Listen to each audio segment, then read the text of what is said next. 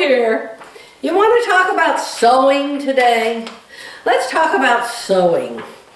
You know, when I stop my life to get used to a new machine, and you know I have two new machines now, if you watched my last video, I stop making garments and other projects, and I try to learn the new machine. So today, I want to get back to sewing a garment. The first thing that happened this morning was I put up my video from yesterday to edit it, and I noticed I had this top on right here. And I noticed how absolutely horrible I looked in it. So I want to tell you a little bit of something about what pattern you should make and what pattern you shouldn't make for your body style. Now, I'm 75 years old. I don't have a waist in here anymore. I made this garment using my SureFit designs. I made this garment using the Jaylee raglan sleeve top pattern. Both garments are made for my 14-inch wide shoulders. Both garments still fit me perfect in the shoulders. I want to show you this blouse that I made, I don't know, 5-6 years ago. I keep filling in. Each year now I keep filling in here at this part, much to my dismay, believe me. But notice that even though it's too tight here now, the ease is just gone. There's just no ease left. Back here, there's darts. Here, there's darts. These darts are fixing to come out totally because I don't have a waist anymore, and so it's just rubbing my fat. So I'm going to pull those darts out in just a minute, and then this will just hang straight. You'll notice it because it'll be done in a minute, and in my next few clips you'll notice it. But what I want to tell you about this shape, this style, which I used to love. I used to wear that a lot when I was 20 years younger. Loved that style. And I still like it, but it just, if I made it all this black color and this wasn't a different color, it would look fine on me. But what's wrong with this? My shoulders are still 14. My hips are not 14. They probably used to be, but they aren't now. I measured my hips with a straight, I just held the measuring tape straight and I measured them from here to here. I got 18 inches. My hips are 42. My bust is 42. My shoulders are still the same as when my bust and my hips were a lot smaller years ago. So what's wrong with this style? Look at how full it is on the bottom. Let me put it back up here where I can pull it apart. Look at how full it is on the bottom. And look at it on the top. What shape is this? I saw this, I started editing and I went, oh my heavens, don't wear that top anymore, Joy. It's a triangle. Now, I'm more of a rectangle now than a triangle, but when I was young, I was a triangle because of my narrow shoulders. And I was real little up here then in those days, and I was a triangle. But I'm not now, I'm a rectangle. But still, having shoulders narrower than my hips, this just emphasized it to no end. Like I said, if I made this all the same color, it would look just fine on me. But not like that. So that's just a little tip, This one, I actually like the length of it. Remember, when you make a top shorter, it makes your legs, I know you can't see my legs, but it makes your legs look longer. If I made this top way down to here to cover up my chub, it would make my legs look short. So I like my tops. I like, you know, the thing in the side, the slit in the side, I love that. But these two darts are fixing to come out. I'm gonna go remove them and then I'll come back and you tell me if it looks better. Check it out. What do you think? It's so funny. I used to have such a nice waist that this actually had a deeper dart. Had the regular dart, then a deeper dart put in it. And I actually had taken the dart all the way down through the hem, thank goodness. So I just added a whole inch. Or would it be 2? If I had a ½ inch, yeah. 2 inches. I just added 2 inches to this hem. So look now. Huh? I'm not taking the darts out the back. Why? Because I still have a dent back here. I guess because of my sway back. So I'm leaving that one in. So it won't look so much like just a flour sack hanging off of me since I'm supposedly a rectangle now. So I'm going to cut out a brand new t-shirt. It's going to be a Christmassy one. And I made a clip yesterday that I cut off of my last video. So I'll just paste it on right here. So I found a design already digitized, already an embroidery design, and I want it for Christmas. Now I could either make a nightgown. I love to make gowns to sleep in because that's what I like to sleep in. Just above my knee, about 1 inch above my knee length is where I like them. And then I'll just pull on a pair of sweatpants like this. If it's cold, they always come off before I go to bed. But I'm thinking, this is so nice, and I want people to see it, and it's very Christmassy, so I'm going to make a shirt. So, how do I decide what shirt to use? I have shown you this so many times. This is my Fit Nice. Judy Kessinger, Fit Nice. Now, Judy, she's my age or older. I think she's almost Jerry's age. And I'm not sure if she's retired or if she just moved to California, but she's not retired. I'm not sure. But I'm pretty sure you can still buy her books. But I'm doing a Fit Nice. I have made it many times, more times than I have fabric pasted here. In fact, I wore this top to my doctor appointment last time I went, and he knows that I sew and I make my clothes. So he asked me that. I was by myself. I wasn't with Jerry. He said, "Did you make what you have on?" And I said, "Yes." And he said, "I really like your top." Ah, ta-da! So that was this one right here, and I made pants to go with it, and I had those on too. They were this dark, what do you call it, rust, a rust color. Got the fabrics from Joann, and we know they're not around anymore. So I have cut my front out bigger than the pattern. I tell you how I do that. Here is what I cut out. See, it looks sort of like a pattern, but I haven't cut the neck out yet. So I will put this back on it after I get it embroidered. So what you have to do is you have to mark the neckline because you have to know where the neckline is going to be, or you'll have your pattern, you know, clear up here or clear down here. You don't want that. So I mark the neckline, but I don't cut it yet because it's easier to hoop. And then I draw the shoulder line, I draw the neckline, and I have pressed a seam down center front. And I told you I like my Designer Plus software because it lets me print out a picture with a big cross on it showing me exactly where horizontal is and where vertical is.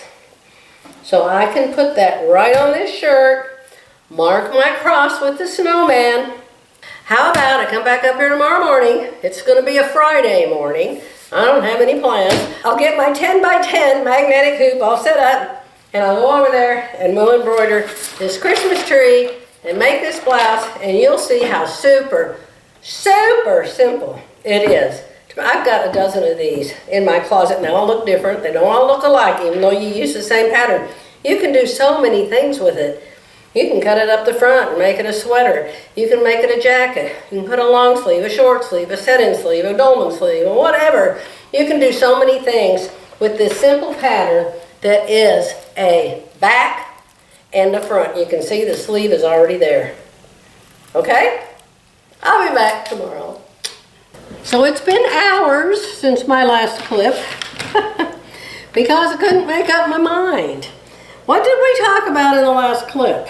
We talked about triangles. So what was I getting ready to put on this shirt? A triangle. Oh my, I thought I'm doing the exact same thing I did yesterday. So what could I find for a Christmas design that was an upside down triangle? So the first thing I thought of was a heart. Now I could not find a Christmas design heart that I really loved, but I like this one. So this just isn't going to be Christmas, it's just going to be a heart. So, you know, you can wear it for Valentine's or any time. So I'm going to put this heart on here, but you see how it's an upside down triangle? I wanted to put this design on here, but it's not going to look good with red embroidery on a red shirt. And I redid it over and over, and I turned the red embroidery to white, I turned it to blue, and I didn't like either one of them. So I decided I'm going to leave it like it is. I didn't make this design, someone else did on Etsy. And I'm going to put it on white, because then it will be red and green and very Christmassy. Okay? But I've already got this red front cut out. My 10 by 10 magnetic hoop was all wrapped up in this because it's brand new. Got tape everywhere. So I'm going to keep these bubbles because you're supposed to have something between the magnets and the hoop. So I'm going to keep these bubbles to do that with. But let me tell you something. You get one of these little things with these magnetic hoops, keep track of it. At my other house, I have ribbons in them. Big blue ribbons or red ribbons, and I have them hanging with the hoops in my closet, hanging behind the closet door on the wall. Don't lose this, or you could lose your fingers. It is the lifter upper lever for these strong magnets. So I've got my snowman there, and the next thing I need is some stabilizer. Now this isn't going to be a really thick design, I hope. So I don't think I need heavy stabilizer. This is a medium knit. Need to press that pinhole out of it there. This is a medium weight knit. But it's very stretchy, and when you're using stretchy, you use a non-stretchy stabilizer. Aren't all stabilizers non-stretchy? Maybe. But they have what's called cutaway, and they have what's called tearaway. On knits, you're supposed to use cutaways. So I brought some. I just happened to bring some from the other house. This is a big roll of a cheaper brand that I bought on Amazon. It's called Brothread. Brothread. B-R-O-T-H-R-E-A-D, one word. And it's called No Show Mesh Stabilizer. This is OESD. And it is a wash away mesh stabilizer. I think it's mesh, yes. OPEG mesh water soluble stabilizer. Not tearaway. So this one doesn't go away with water. This one does. So I'm not going to use this one. I'm going to use this one. I've been using this a lot lately. In fact, it was on sale and I bought about 4 rolls of this. So I'm going to put this on the back, and I think I am going to go ahead and use 2 layers because it washes away. Okay, so now I have 2 layers of this. I'm going to put it behind my shirt. Behind my shirt. I'm going to take my hoop and I'm going to put it behind the stabilizer. I am going to attempt, I did this the other day and it worked fine. You don't have to hoop both of these, but if you can, why not do it? I think I was doing pot holders that day. If you can, why not do it? Try to get your snowman somewhat centered. My design's pretty big. Where's the center of the hoop? It doesn't matter where the center of the hoop is. All that matters is that you have enough room from the top and the bottom of the hoop that your design is going to fit. This little snowman will show the machine exactly where center is, so I don't have to find it. I'm not doing that, I'm doing this heart. So let's see where we are. There's that part. You see where we are from center here. Oh, we're pretty close. Let's just play with it for a while. Turn on some music and play. Yeah, it's dead center. All right? So now remember, this isn't cut out yet. I just have drawn, see the dashed line? That's the neck. That's my neckline. Because I need to know where that is to figure out where this is going to be. Okay? Now let's take these wonderful magnets. Oh, do I love this magnetic hoop. Now don't magnetize your fingers. It's easy to do. The magnets point in. There's a little arrow right here that's just kind of cut into this plastic. But these arrows here, they always point in. Into the hoop. Point in. I thought it was the other way around, but I found out. Now let me tell you something else about the magnetic hoop. This hoop, here's the little sticky outy part that's going to go into the machine. You need to give yourself a way to get the needle in and out of the hoop. So leave yourself some room up here at this corner, because that's the way it's going to go in. Leave yourself a little bit of room up there, or you'll be moving your magnet around shortly thereafter. Now see, that's too close to the edge. So put it closer, not that close. That's pretty good now, I've got room. This goes here. Get your, when it has the fabric between it, it won't grab you as bad as if it's just by itself. Just this in the hoop, whoo, that'll grab your finger and hurt. Okay? That goes there. And this obviously goes here. Alright? So I'm hooped. My stabilizer is on the back. There it is. It hooped just fine. The design is going to go right here. I'm not sure what color I'm going to make the design yet. I have to go figure that out. How wide is this design? Oh, it's pretty wide. How wide are you? You can't be over 10 inches. It's 9.5 inches. That's how big this is. And I have a 10-inch hoop. Now, if I go in there and it scans, it'll see my design and how big it is. Then I'll tell it to scan this snowman. If I don't have enough room in here for this 9.5 across here, because this isn't straight, this is going uphill that way, it will tell me. And then I'll have to come back over here and rehoop again. It looks like it's coming down pretty low right here, actually. Oh, look, can you go? Yeah, but it goes up like this because it's a heart. I think it's going to be okay. We shall see. Let's go over to the Duchess and hook up my very, very first design on my new Duchess. I put my hoop on. I've shown you this on Lady R, but I've never shown you on the Duchess before. What I'm doing is I'm going to stitch red on red. This is just a hair lighter than the fabric, but it's going to be tone on tone. I saw a shirt on the internet done with a Merry Christmas. It had a bunch of trees. I really liked it. Where do you find your designs?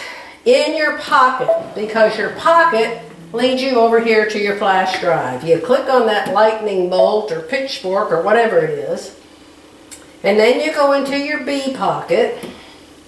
I think I call this Heart Joy. Let's see if we can find it. Heart Joy. Are you here, girl? There it is. Heart Joy, right there.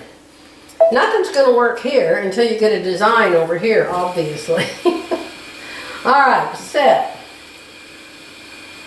Okay, it's ready to go.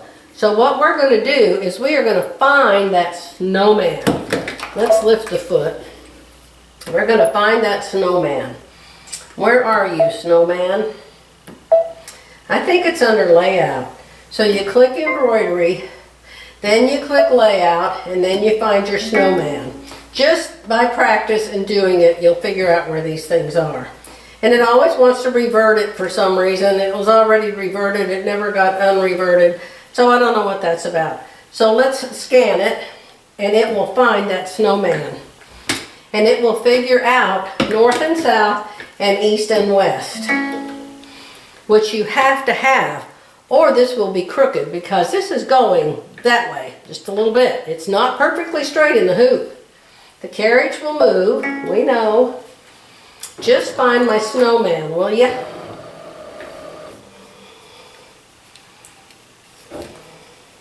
And there he goes. There he goes. There he goes. He's going to land right on that snowman's belly.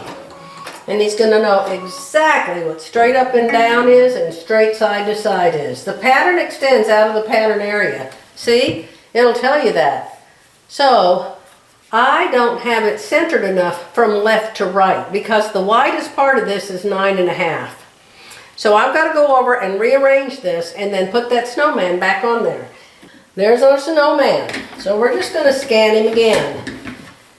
This machine knows how big my heart is. And it knows how much room it needs. You've got to have your foot up. Make sure he's glued down good. We're going to scan him again. The carriage will move, we know. Alright, let's see if it'll say there's enough room. What I did was I measured from the center of the snowman to here and the center of the snowman to there, just with a piece of paper. And I drew a line. Then I moved it to the other side and I saw if my line lined up, and it did. Let's see what it says now. Remove the embroidery positioning mark is what it says. That means he's lined up just fine. Now, a pair of tweezers helps remove that if it's stuck real good. But don't stretch your knit. Now when you're putting your knit in here, be careful that you're not stretching it up and down or sideways, because what will happen is it will sew the stretch into it with the embroidery design, and when you take it out of the hoop, it'll go spring, and it'll go back into the stitches, and it'll be all rumple-bumple, and that would be horrible. I would actually throw it away. All right, we're ready to stitch. Let's thread the needle. It's going to want the needle threaded. What needle am I using? I'm using a stretch 7511. I'm just using regular isocord thread. And that needle doesn't look right. I mean, the needle looks right, but the thread looks funny to me. Let's get it there. Look at stuff. See if things look right. So here's my go button. If this arrow has green behind it, that means if you push it, it's going to start sewing. If it's red, it's not going to start sewing. It doesn't matter if your needle's up, down, in, out, what. If that's red, it's not going to do anything. If it's green, it's going to start sewing. So let's start. I have enough of this fabric to cut out another front if I completely mess it up. So thank goodness for that. I'm not going to cover the top. It's not a dish towel. These are the very first stitches. You're seeing them with your very own eyes, along with my very own eyes from the Duchess. I'll come back after a while and show you what it looks like all done. It's an hour later. This design takes 80 minutes to sew out. Listen how quiet the machine is. Boy, these days go by fast, I tell you. So this just finished. I had one issue. Thank goodness I was sitting here watching it, because it did not tell me it was running out of bobbin. It usually does that. This did not. It may be a setting I need to change in here. But I wound the bobbin myself because I wanted the bobbin to be red. I wanted red back, red front.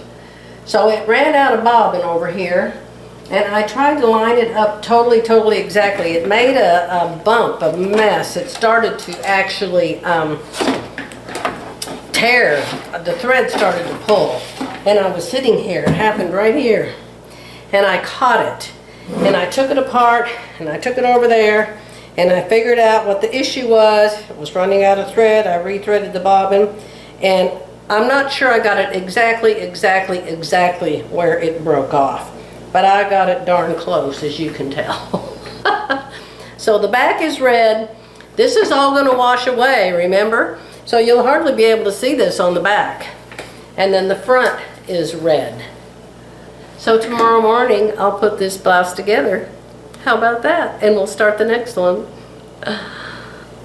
Remember, we're doing the front here. If you cut the back out, you're going to have a heart on the back. So right here, I'm going to line up where I drew with chalk the neckline. It still lines up exactly, but it is shorter. From here to the side, it is shorter now because I cut it wider than the sleeve.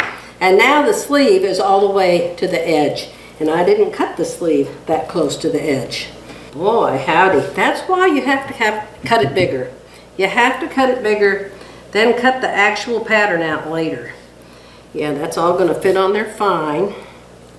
Get yourself a nice sharp cutter. I like to cut on a straight edge with a ruler. If I have a straight edge, and I do here on this hem, I like to cut it with a ruler because you can cut deeper. Well, here we go. There's the hem. Let's do the neck. Can I change the neck? Yeah, I could. I could cut the shoulder over further. I think I usually do.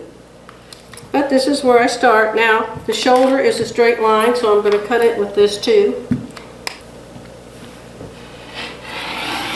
Be careful you don't cut yourself. You should never cut toward yourself. I was kind of cutting, you know, going over that way. Let's cut the sleeve. It's straight. Any place that's straight.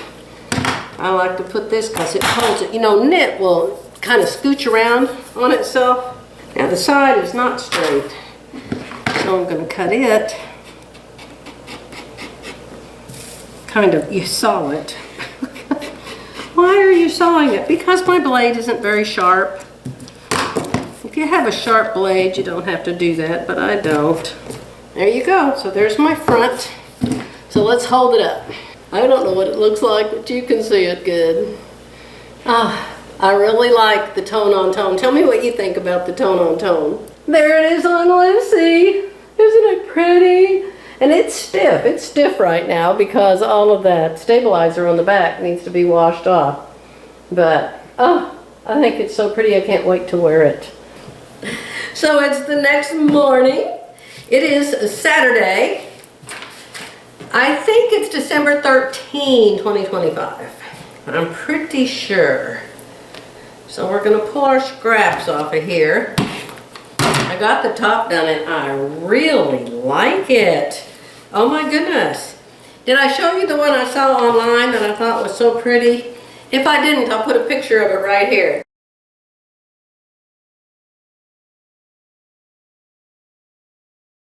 The pink on pink. I might make that one too. But you know, the thing about it is, if you put a turkey or a Christmas tree or any other kind of a obvious holiday design on your top, you're not going to be able to wear it. Well, I guess you can wear it if you want to. I wouldn't. I wouldn't wear a shirt that said Merry Christmas, you know, in the middle of May. But you can if you want to. So, this design that I did yesterday turned out so pretty, being the tone on tone. I really, really like it. And you know, I'm standing across the room from Lucy right now. And even though it's red on red, I can see the whole design over here. So I am excited. Now we can't make this shirt without a back. And I was getting in the shower this morning and I accidentally passed a mirror with all my clothes off. I told Jerry, I said, why does everything fall? What is with aging that causes your body to fall? I mean, we've had gravity since we were born, right? I don't know, but it just doesn't seem fair to me. So I told him, I'm going back on my DESM diet this minute. And I know you're going to say, what the heck is a DESM diet? You can't find it anywhere online. You're wondering what it is. Well, that's because I made it up. It is the don't eat so much diet. Slap down your ruler. Before you cut out the back, make sure it's got enough room for your rear end. This has 23 inches. Now my entire rear end is 42. So if you took 23 twice, you would have 46. So it seems like that would be enough, doesn't it? So I'm going to cut this out as is and pray I have enough room since I'm forever expanding in this area. I think I told you that yesterday. So let's cut you out. Oh yes, let's do a pretend waist. If I have a straight line to cut, I like a ruler. I told you that yesterday. Don't cut towards yourself, but if I got off track, this would go straight over there to that quilt, so I'm not really cutting toward myself. Right? The sleeve is straight, and make sure you're cutting the back and not the front again. What pattern am I using? This is the Fit Nice system. Fit Nice. It's a fun one because the lady that owns it is lots of fun. Her name's Judy Kessinger. I met her in person once and she was fun. Took one of her classes a couple years ago. Oh my goodness. Time just flew by because she is so much fun to take a class from. Alright, so now I have a back with a couple hairs extra in the waist. The next thing is, do you know what the right side of the fabric is? This is the same on both sides. It appears to be, but it's possible that it could be a hair off. I shouldn't have unfolded it because I'm pretty sure that was how I did the other one. Was it folded like this? It looks like it was folded like that. So this must be the front. And this other side must be the back. They look exactly the same. Now, you cannot find a pattern that's easier to put together. And do you know I have never used the Solaris or the Elissimo or the Duchess or Lady R to sew something. I always just keep them set up as an embroidery machine. But now I've got my Elissimo here, and I'm going to keep it, but I'm not going to use it as an embroidery machine anymore. So I'm going to go set that Elissimo up as a sewing machine. And I am going to sew this shirt together for the very first time with my Elissimo. What do you sew with, Joy? I sew with Berninas. I have always preferred Berninas to sew garments together with. The feet are metal instead of plastic, and I don't know, are the baby lock feet plastic? I don't think so. The bobbins are plastic on the baby locks. The bobbins are metal on the Berninas. And I just started out in the Bernina world way back in 1986 when I got my first 930 Bernina. And then I got the 1130, and then I got the 1630, and then I got the 180, their first embroidery machine, and then I got, I don't know, the numbers, there's so many numbers, I've lost track. So I sew on my Berninas. I keep them set up separately. I have my, you notice I have all these machines in here. Some of them are sergers, one of them's a cover stitch machine. There's, left in this house I have 2 Berninas. So now I have an Elissimo sewing machine and 2 Bernina sewing machines. So I'm going to go set up that Elissimo and see how I like it as a sewing machine. I hope I really like it. So what am I going to do to sew this together? You guys, you can't believe how simple this is. Okay? Here's the front, here's the back. You take the front, and of course this is just half of it. You'll have a whole one, obviously. A whole one. This is half of it. you're going to take the front, right sides together to the back. Fit Nice has 1/2 inch seam allowance. You're going to sew a seam allowance up here at the shoulder. You're going to sew a seam allowance 1/2 inch from here at the edge of the sleeve all the way into the armpit and down, down, down through the waist and through the hip and to the bottom. So you've got a seam up here and a seam over here. So then you have a blouse that's sewn together. It's sewn together here and sewn together here, just like the one I have on. So all you have to do then is hem, if I can get it back apart, hem the sleeves, hem the bottom, and finish the neck somehow. You can finish the neck several ways, but I'll show you how I do the neck when I get to that part. How about that? The easiest way is Peggy Sager's way. Take that neck, her seam allowances are 3/8 inch. Take the neck, fold it in, 3/8 inch, in this case 1/2 inch, and top stitch it. Done. Why can we do that with a knit? Just fold it in and stitch it. Because it's a knit. Knits don't ravel. You can't make a knit ravel. You can't pull it apart. You can't pull threads out of it. It just won't ravel.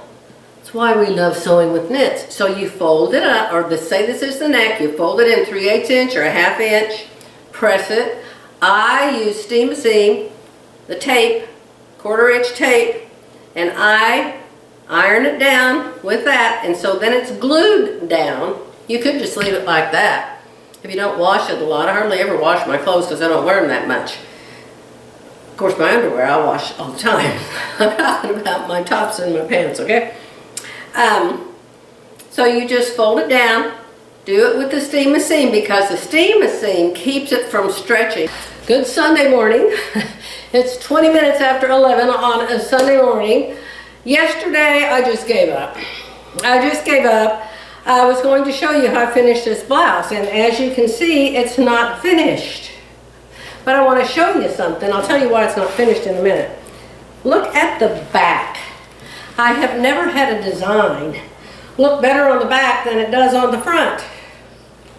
Except for the little threads where it cuts the threads. Remember, I used the aqua, is it called aqua mesh? And it washes away when you put it in the washing machine. I ran warm water over it before I put it in the washer, so most of it was already gone. So it needs to be pressed a little bit. Jerry said, oh, that's beautiful. I have never used my Elissimo embroidery machine as a sewing machine. I have never had the foot pedal plugged into it. I think I used the Solaris before. I think I put a buttonhole in with the Solaris one time, but I've never used the Elissimo as a sewing machine. Now Mary, that owns Be Sewing, told me, she said, well, you can turn that into a sewing machine now. So I'm trying. But what happened was, I put the foot pedal in, plugged it in, and went to sew. And it'd start to sew and it would go brrr and stop. And I'd look at the monitor and it would say, check foot pedal. And I'd say, check the foot pedal. So I'd wiggle the plug, make sure it was in good. Okay, so I'd step on it again and start to sew. I'd say, okay. And you know, you have to X out the warning. And it'd sew maybe 1.5 inches and stop again. And then I'd get the warning, check foot pedal. Check the foot pedal's brand new. So after, honestly, sewing both shoulders and both side seams, go a little stop, go a little stop, go a little stop, go a little stop, I gave up. I called Be Sewing. I purchased this Elissimo Be Sewing in 2009. But it's a different thing. I didn't go to a Be Sewing store to get it. In fact, I don't think I'd even been to Be Sewing yet. I don't think I even knew about that store yet. I was still going to the Bernina store all the time. But I saw this at the fair. There was a quilt show there, and Philly and I were there last day of the quilt show. And so they were selling the machines, you know, for lesser prices so they didn't have to take them back home. And this was the Arkansas. And I'm pretty sure it was Arkansas B-sew-in. And I bought it right there at the fair. Well, they never did send me. I don't know if they didn't get my name or my email or what happened, but they never told me about updates, never once. Never told me about an update, never told me about an upgrade. I didn't know there even was such a thing until I got the Solaris. And so my Elissimo is just plain old whatever they had at the state fair that day with this foot. I understand now, after a long conversation yesterday with B-sew-in in Tulsa, really, really sweet girl named Kendra, they don't make the parts anymore. But one of the upgrades made it able to use the new foot that's actually 2 foot, one next to the other. And I've got that one. I had it with the Solaris, I have it with the Radiance. But the Radiance goes with the Radiance, right? Well, she said, why don't you take the one that you have there with the Radiance and plug it into the Elissimo? So I did. And she said, now you can adjust it to what you want the foot to do. I said, I want it to do needle up down. So I tried to do that, well, it wouldn't adjust. Well, the reason it wouldn't adjust is I never got the updates or the upgrades or the whatever for that machine. And you can't get them now, of course. So I have to have this kind of foot. This kind of foot is not available anymore. I don't know if a tech can fix this foot. Jerry and I tried to get it apart last night, and you got to be a whole lot smarter than we are. I started pulling these little rubber things off the bottom to see if there was a screw under them. Jerry had a fit. You're going to ruin it. You're going to ruin it. Quick, quick, quick. But anyhow, I may not get my Bernina to finish this top today. We'll see. I'm going to show you how I hem the neckline, the arms and the bottom. I am just going to fold it up, do the steam seam, and stitch it, and that's going to be the end of it, and I'll have a new red blouse. And it might not be that Christmassy, but at least it's red. So I like to always do the neck first. And guess what? Guess what? Guess what? My sweet husband came up here a while ago, before we went to dinner, and he said, show me how this foot pedal goes in here. And so went over there and I showed him where the hole is on the side of the machine and the pokey thing that goes in the hole. Now remember yesterday I kept getting the message that said, check your foot pedal, check your foot pedal, be sure your foot pedal is plugged in. And I of course had it plugged in. He stuck it in the hole, made sure it was all the way in, and then he went, yeah, yeah, yeah, yeah, yeah. Can you see? Yeah, yeah, yeah, yeah. Well, not with my finger, with the plug, not with his finger. He went back and forth, back and forth, back and forth. He said, now try it. It works perfect. Absolutely perfect. Go figure. I don't know. Just go figure. That's what husbands are for. All right, so what we're going to do is we're going to finish the neck. I've already decided that having 1/2 inch less at the neck is perfect. So I'm going to cut a strip of red knit fabric. You could use black, green, whatever, make it a different color. I'm not going to show. The way I do it, I'm not going to show. But still, I want it to be the same color. Figure out what you need for it to be enough. I think Judy Kessinger cuts hers 3 inches. She just wants to make sure she has more than enough. She calls this the Chanel trim.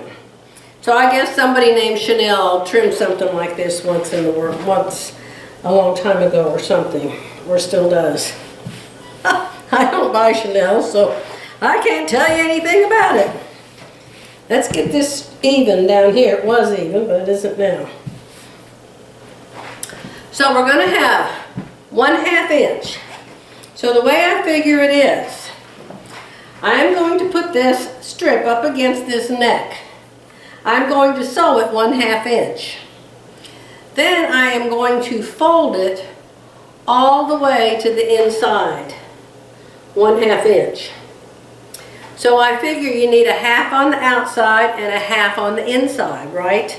And then you need another half just to be sure you have enough to turn it around. And then I'm going to add another half, because however much extra you have left over, you can just go around the neckline and cut it off. So I'm going to cut a 2-inch strip here. 2 inches, right? Yes. Thank goodness I have a lot of this red. People say, how much do you buy? Buy extra. I like knit tops. I like to wear knit. Knit is more comfortable than wovens, in my opinion. Why is that? Because knit stretches. So now I have a 2-inch strip.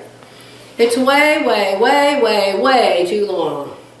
How do I determine how long I want this to be before I sew it together and make a circle out of it and sew it on to my neck? This is what you do. You take your shirt, you fold it in half, match up the shoulder seams, fold it in half. I haven't used a serger on this. Judy Kessinger says she actually doesn't use a serger on her. She doesn't want that extra thread in there. And remember, knit doesn't ravel. See? So in half, let me put it where you can see it, in half, see? So we are going to measure that distance from front to back. Take your measuring tape. I don't have my wheelie dealy here. And measure right here on the edge, on the very edge. And it's 12 inches exactly. So if half the shirt is 12 inches, then the whole shirt must be 24 inches. Does that make sense? Measure it again if you want to. Measure it 10 times. Measure it however long. Measure it again. Let me see how much I get if I measure the whole thing open. Alright, so that's 12, 13. That's 13 for the front, and let's see if we come up with 24. And 9.5. 9.5 for the back. So 13 and 9.5. You would have 22.5. So why do I get 24 when I do it like this? Because we're going to do it again.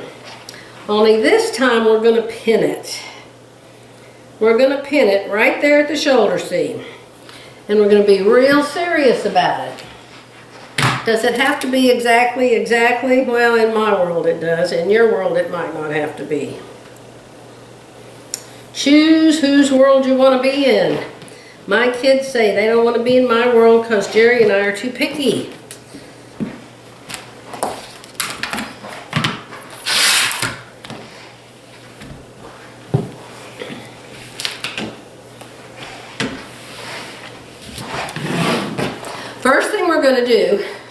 First thing we should do is find a shorter ruler, but this is what's here.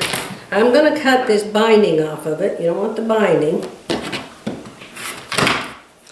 Then I'm going to cut it 21.5 inches. Why? Why do we want to do that? Because this is a stretch and it's a knit. And we need to make this binding a tad smaller than the neck, and that way it will cause the neck. See this neck, how it lays against me? It doesn't gape, it lays right against me. It touches my skin, it's not sticking out anywhere. That's why. 21.5. Right there. How did I start out with 24? I don't know. It's kind of scary that we're getting this low. 22 3/4. If say I use 22 3/4 and I cut 1 inch off of that, it would be 21 3/4. So let's do 21 3/4 just for a little caution. I'm going to go over there to the Elissimo sewing machine and I'm going to sew a 1/4 inch seam allowance in this. Then I'm going to come back and I'm going to mark fourths on this, and I'm going to mark fourths on this. Should I serge it? I've got 2 sergers here. I've only got 2 sergers here. Boy, I moved a bunch of them to the other house. Do I want to serge it? I kind of like it serged. Judy Kessinger said she doesn't serge it because she doesn't want the extra thread, but I don't know. I kind of like the finish when it's serged.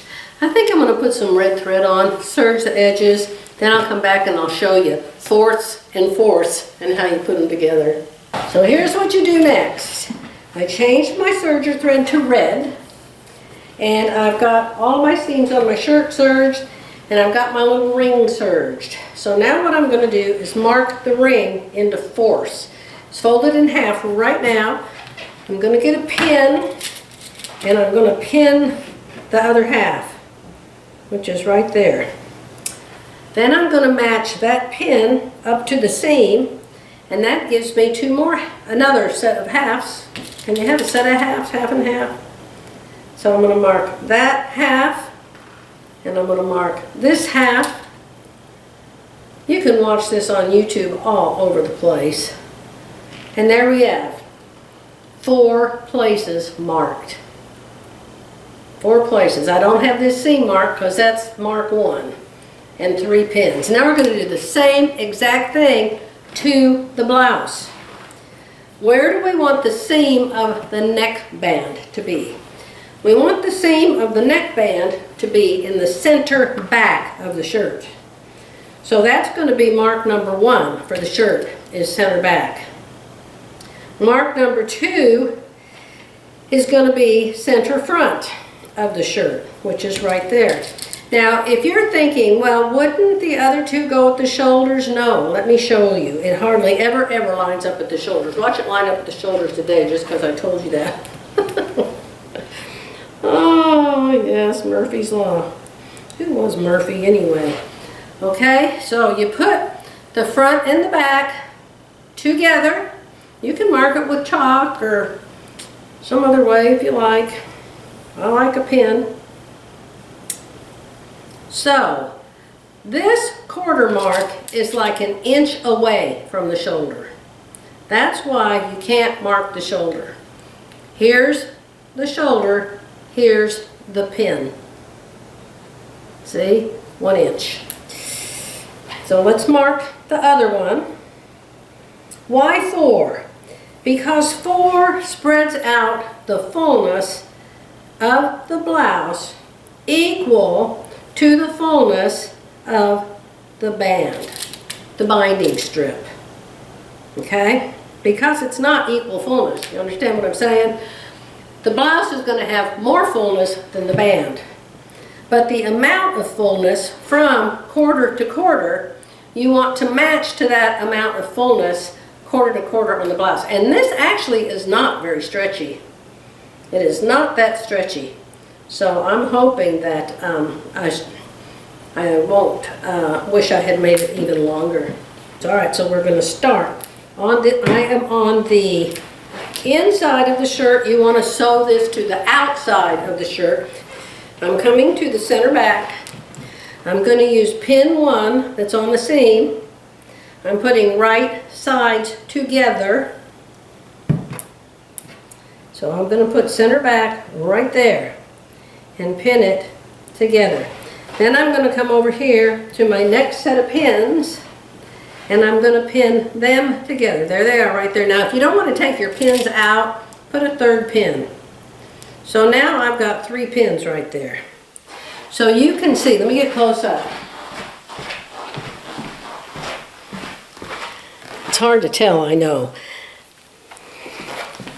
Can you see how this piece is the blouse, this piece is the binding, and the blouse piece is bigger than the binding piece. So those are going to be pulled until they meet each other. They're going to be pulled until they meet. And that is going to shrink the fullness of the blouse part.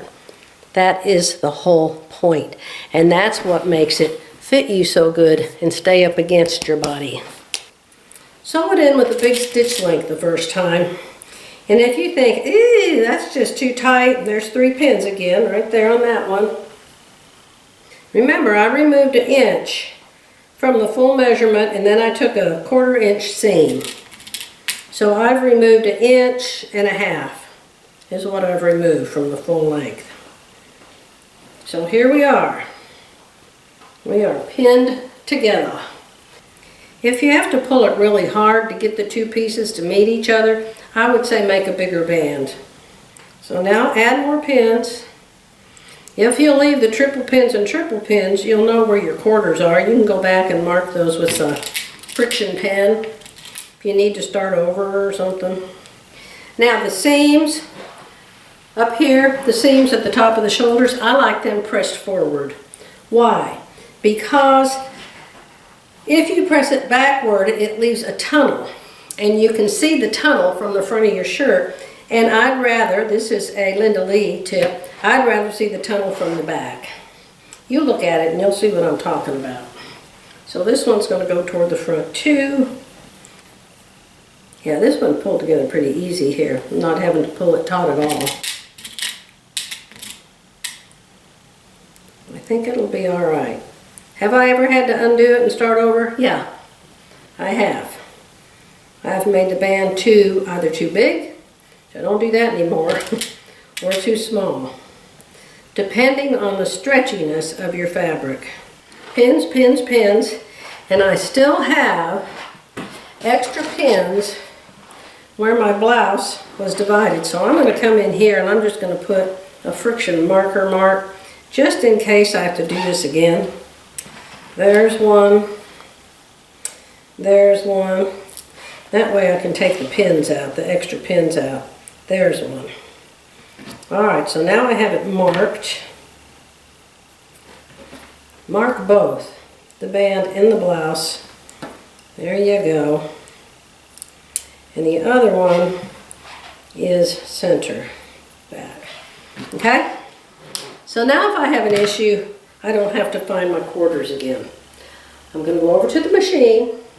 I'm going to sew 1/2 inch seam allowance all the way around this, and I'm going to use like a 4.0 stitch length. I just want to make sure that it's not going to pull and be too tight. So I'm going to start with that. I sewed the band all around, like I said, 1/2 inch seam allowance. Then I'm coming over here and I'm doing some pressing. I'm pressing these shoulder seams toward the front. And I'm pressing all the way around this seam allowance, this 1/2 inch seam allowance. Just like if it was a woven, I'm pressing it up toward what's usually a facing in a woven, but in this case it's this 2-inch band I cut, okay? So all the way around, we've got the seam allowance pressed and going up, and you can see as you go around that it looks real smooth. It's not gathered or bumpy or strange, and I did a 4.0 stitch length, but it looks just fine in there. I'm going to leave it 4.0. So now I'm going to sew all the way around this lining, like you do on a woven. I'm going to stitch this seam allowance to this band right here, so we will have 3 layers stitched together. And what that will do is will give me a firm area to turn to the inside after I get all of that done. And that won't show at all. Okay? I hope you understand. Put it on the sewing machine. I'm going to sew it from this side actually. And I'm going to make sure it's spread, not stretch. Don't stretch it. Don't pull it, don't stretch it, but smooth it and sew right here next to this seam allowance. There's some stitches that I pulled out. Cut those off. They were a little too deep, so. Okay, so I'm going to go all the way around, top stitch that with a little zigzag. Then I'm going to fold it to the inside. Then I'm going to top stitch it on top. Then I'm going to cut off. See how you have extra? I'm going to cut off the extra. Hopefully that's making sense to you. I'm going to go sew around there. I'll come back and show it to you. Now remember, I've never sewn with this machine before. I don't know the feet, I don't know the stitches, I don't know anything on this but embroidery. So I took off the surround table, so I have just this arm sticking out. I've got this right side up, here's the band, here's my seam inside. I found that the foot I had on is working fine for this. It's the J foot. Evidently the J foot does a lot. So I was able to line this little silver piece right up next to this seam. So when it goes around, it's hitting this bump right here. Then I've got the needle in here in the middle doing a little zigzag.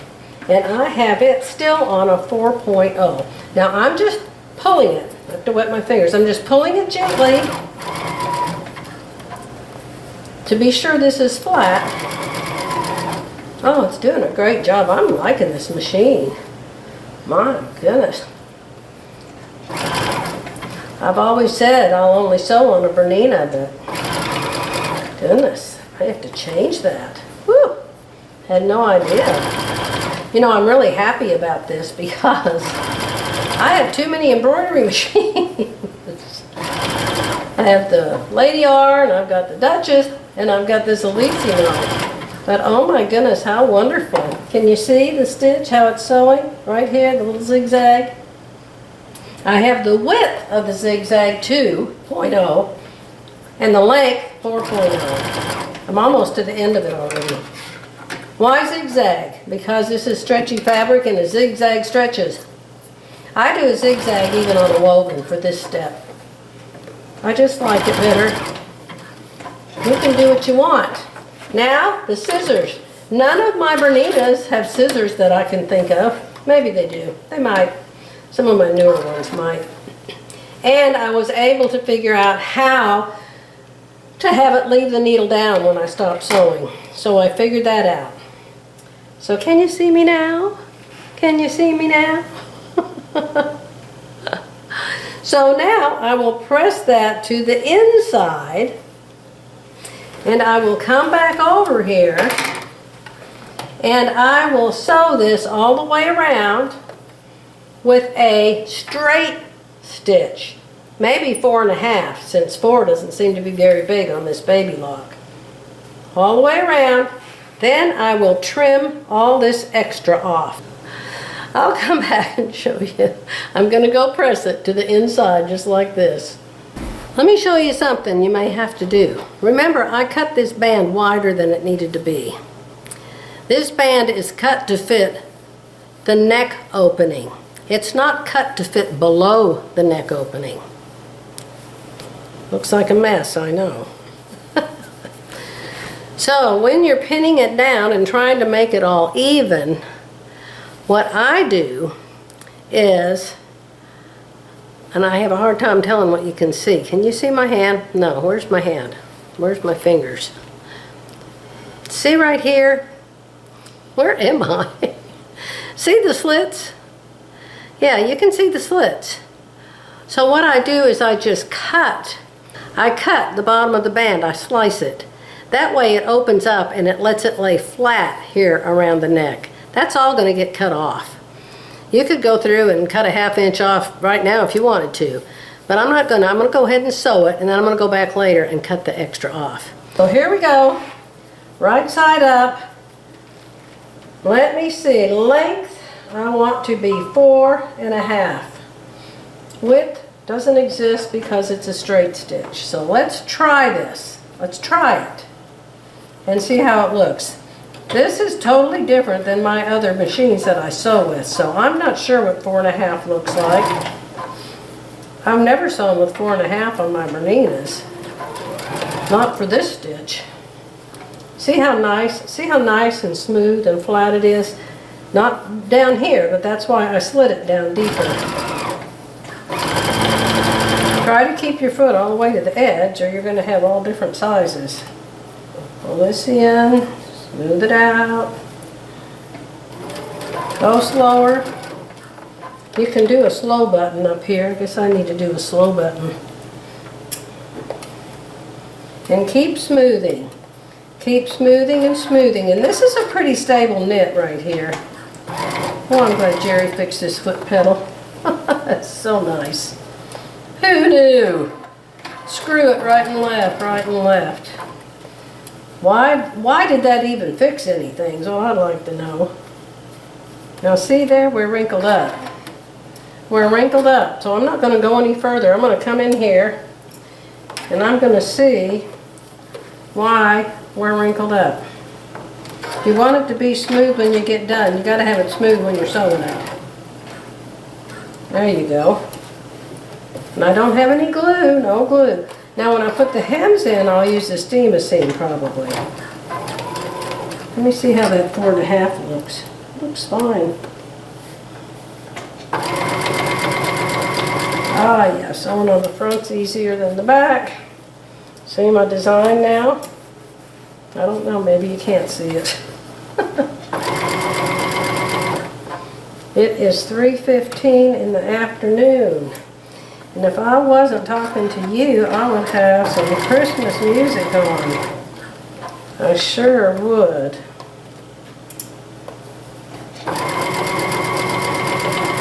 And my sinuses are behaving today. How about that? Now this little wrinkling here, that will press out easily. You're going to have some. Even if you put a facing in, you're going to have some. Look at that on the whole way around. So let's back up. How do you back up? Let's try this button for backup. Yeah, that's the backup button. Let's use that for cut. Hey! Let's do some knee thing. Oh, I could totally get used to this. Wonderful. There you go. Very good. Oh, that's a wrinkled mess, Joy. Yeah, well, you want to see? You want to see how it turns out when I get done with it? Back to the ironing board. So the first thing we're going to do is we're going to go in and cut off the extra binding. That strip that we put in here. See all of my frizzies? See, I think you can see them now. How I did that to widen this up, because as you go down into the shirt, it gets wider down here.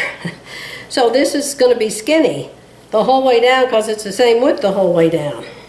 So it's just what you have to do. You have to do what it wants you to do sometimes.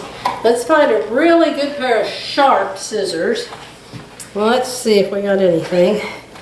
And I would cut it from the inside in here. See? Right up to it. All that extra is going to come off. So obviously we could have cut it maybe 1.5 inches and we wouldn't have had to do all those little flaps. But I just want to be sure.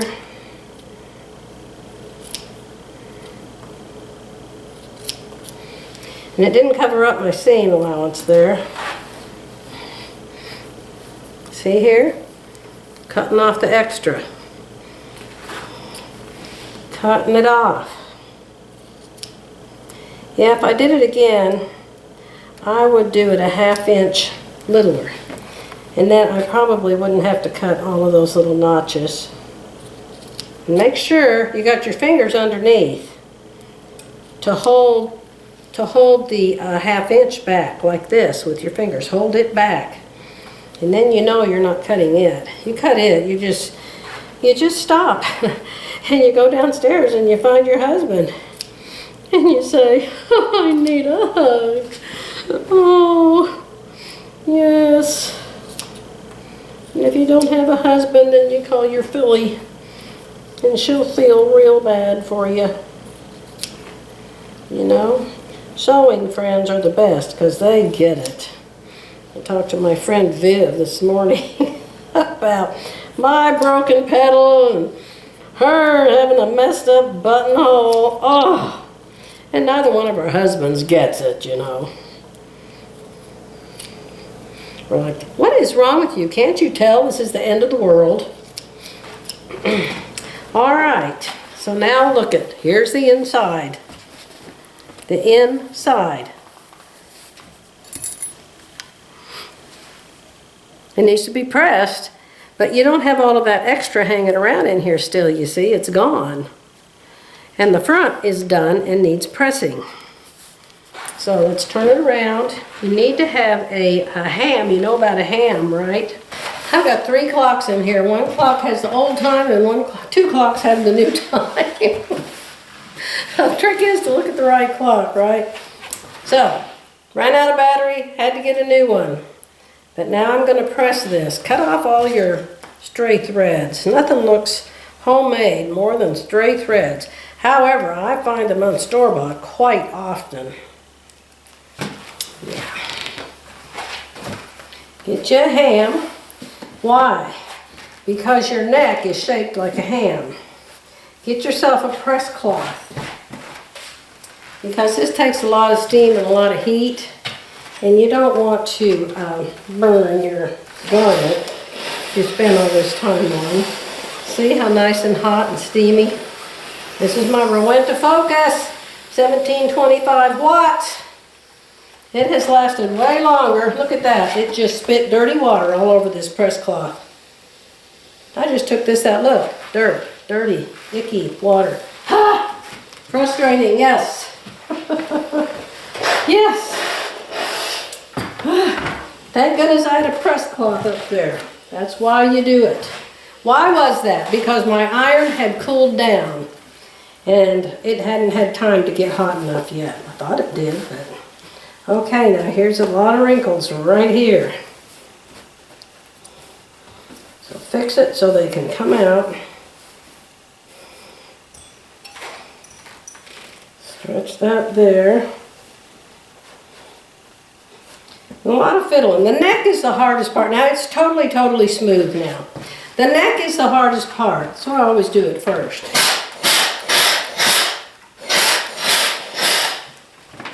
Let it cool. I need to go get a clean press cloth. Oh, it looks really good. Cool, cool, cool.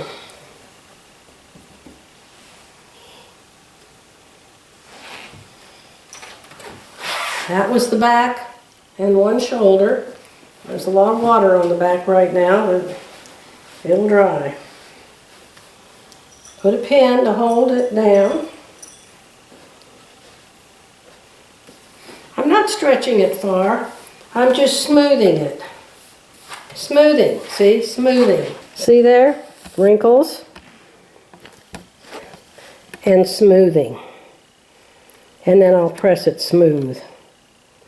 Hope that makes sense. The embroidery, now see, this is the end with all of that nasty stuff out of the iron. And that was probably from me cleaning it yesterday with that hot iron cleaner. Ooh, that's beautiful. Beautiful. Just beautiful. Let it dry. There will be no wrinkles. No wrinkles. I've watched Judy Kessinger do this exact thing with a much more wrinkled mess. Do it the other way if you want to. Put it on this way over the ham. This is the way it's going to be on your neck. Put a pin. There it is. Super smooth. Smooth. So smooth. I haven't, oh look, there's the dirty end. You have to clean under your press cloth. Oh, that rusty stuff that comes out. It's not rust. It's from that cleaning stuff. This faultless hot iron cleaner, it's wonderful, but it gets stuck up inside those little tiny cracks in my iron. And then when it decides to spit, it likes to spit that stuff out. Okay, that part right there needs a little bit more. Just a tad. Yeah. Smooth, smooth, smooth. Smooth. Smooth. Let me smooth this design out while I'm on top of it.